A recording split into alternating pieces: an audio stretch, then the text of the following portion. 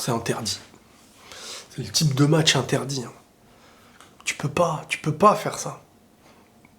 Tu laisses revenir le Barça, leader de la Liga. Alors, en même nombre de points, mais pas la même différence de but. Et surtout, tu mènes 1-0 chez toi contre Osasuna. Derrière, t'encaisses un but, mais le mec en met un tous les 10 ans. Hein, il est magnifique, hein, la tête, elle est sublime. Hein. Tac, tête à reculons, lucarne et tout. On se croirait dans le mode club pro de FIFA. Mais derrière, t'as penalty et t'as Benzema qui rate. Voilà l'enchaînement du match. Je suis un petit peu malade, ouais, ça peut-être ça se voit. Je l'ai amer ce match-là. Tu peux pas, chez toi, à domicile, contre Osasuna. Alors oui, c'est ton premier faux pas de la saison, et comme par hasard, ce premier faux pas arrive lors de la suite de la trêve, le retour de la trêve. Autant hier, je vous avais dit, le match du Barça m'a endormi, mais autant celui-là, la seule chose qui m'a tenu éveillé, c'est le fait que tu devais aller chercher le score jusqu'à la fin. Sinon, franchement, ça... Ah là là. Benzema qui rate son penalty. Benzema, début de saison très difficile. C'est pas facile hein, d'être au sommet pendant une année. Ça me rappelle Modric après la Coupe du Monde et son Ballon d'Or. T'es au sommet une saison, tu vas au bout, tu donnes tout. Mais derrière, tu sais que ce sommet, il est très très dur à suivre. C'est pour ça que quand tu vois Ronaldo Messi qui enchaîne des saisons comme la saison dernière de Benzema, mais pendant 10 ans de suite, voire plus, c'est là que tu vois le mérite que peut avoir ce genre de joueur. Benzema, je lui en veux pas, je veux dire, bon, il a fait une saison de psychopathe l'année dernière, il s'est blessé là au début de saison, c'est pas facile. Alors c'est sûr que la comparaison a lieu dans la tête, dans l'esprit des gens, Lewandowski, Benzema, machin...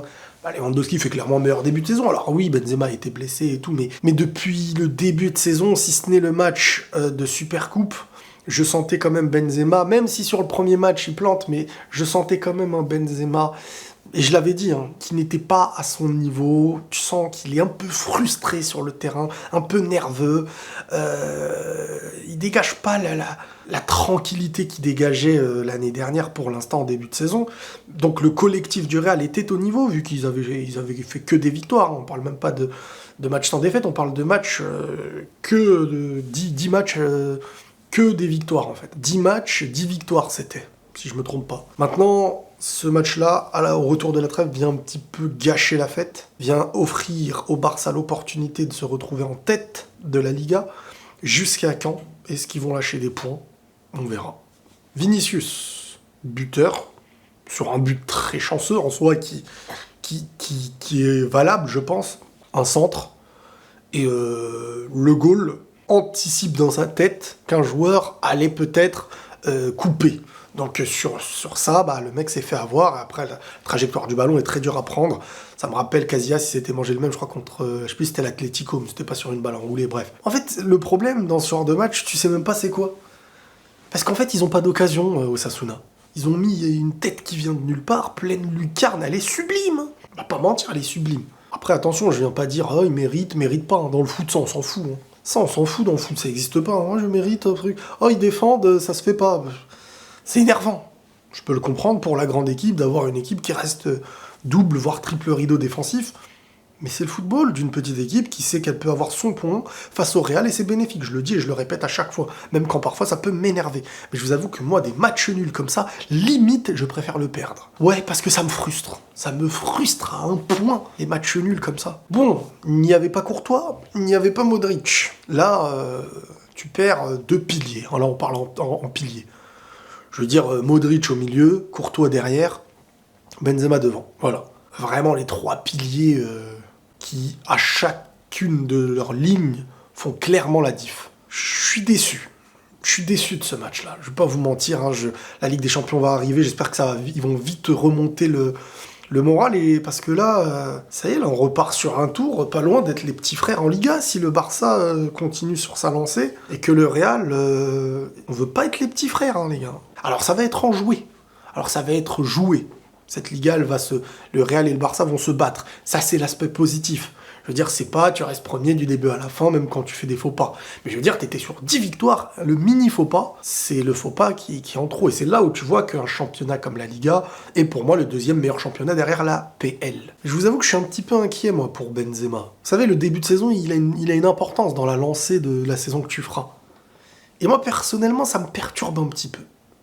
Ça me perturbe un petit peu parce que je le dis depuis le début, on me tombe dessus à croire que, enfin, je peux dire quel serait l'intérêt. Autant quand je vante des adversaires, quel est mon intérêt. Et quand je peux analyser quelque chose de négatif, pour ce que j'aime, quel est mon intérêt?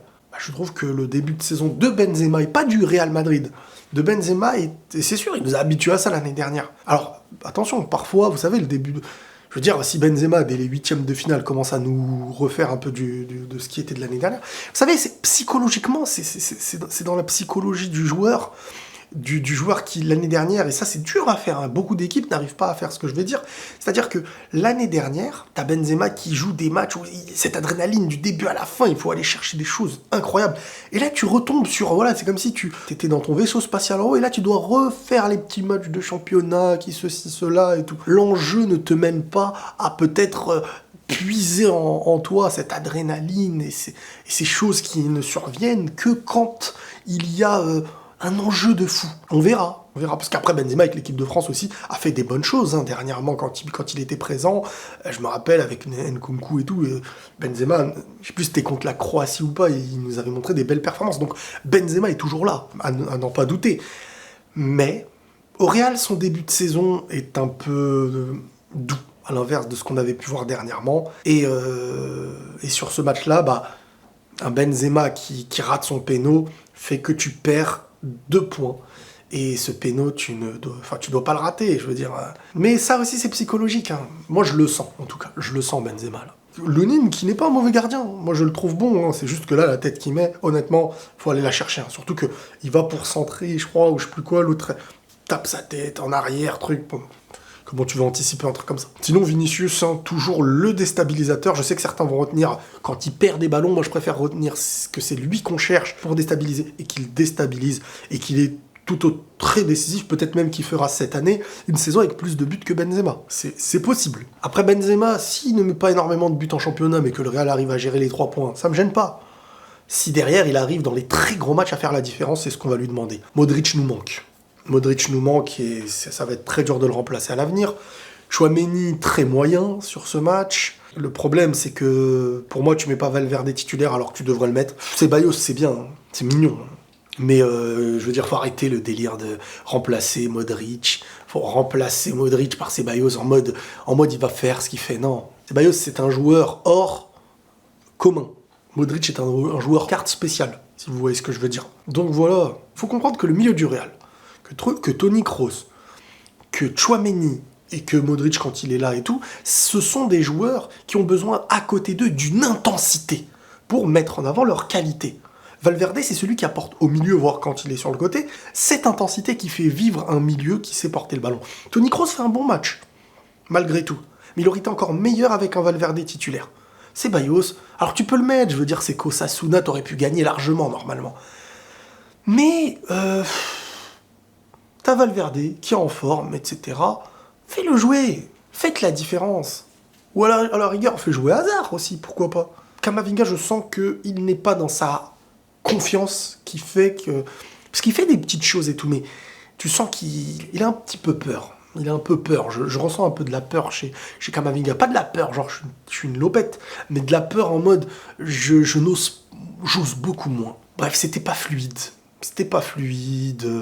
C'était pas, surtout au début, Carvajal qui se faisait travailler par Abd. Non, franchement, alors oui, tu dois le gagner, mais faire nul, à un moment donné, c'est pas non plus trahir, hein, ce match-là. Je veux dire, t'as un péno, t'as des petites occasions, tu produis des choses, mais tu n'as pas été la chercher comme il fallait. Très déçu, voilà, tout simplement. Voilà les amis, prenez tous soin de vous, et la paix sur vous.